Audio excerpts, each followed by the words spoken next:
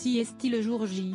Ce vendredi soir, place à la cérémonie d'ouverture des Jeux Olympiques 2024 à Paris, avec notamment le retour de Céline Dion sur scène, après 4 ans de pause en raison de sa maladie.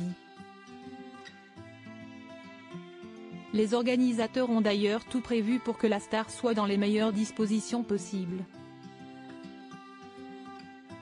On le sait, Céline Dion souffre du syndrome de la personne raide, une maladie neurologique qui lui provoque des spasmes musculaires.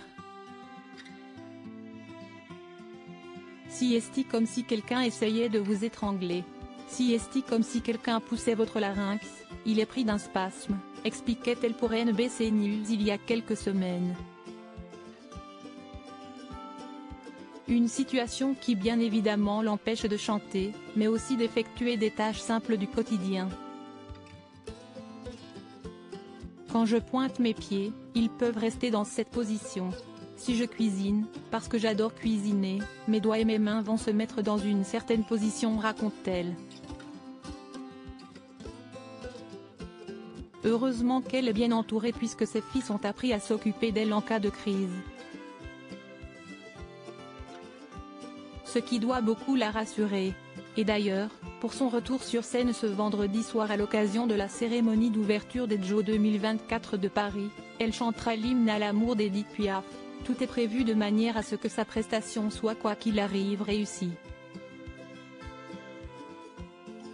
Céline Dion a tout pour réussir son show en effet. Celle qui est arrivée dans la capitale il y a quelques jours en compagnie de son aîné René Charles, elle a ensuite rencontré Brigitte Macron, pourra avoir recours au playback en cas de problème avec sa voix.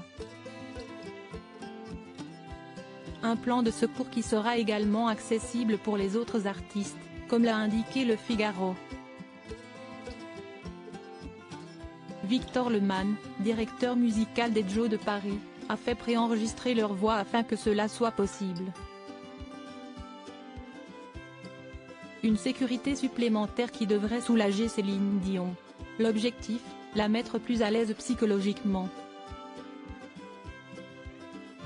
Car trop d'émotions, de stress et un cerveau surstimulé sont des facteurs déclencheurs de sa maladie, qui l'a éloignée de la scène pendant 4 ans.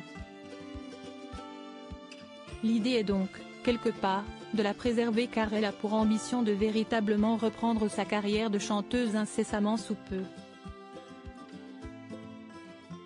CST ce qu'elle avait expliqué dans le documentaire événement Prime Video qui lui était consacré, et qui est sorti en juin dernier sur la plateforme.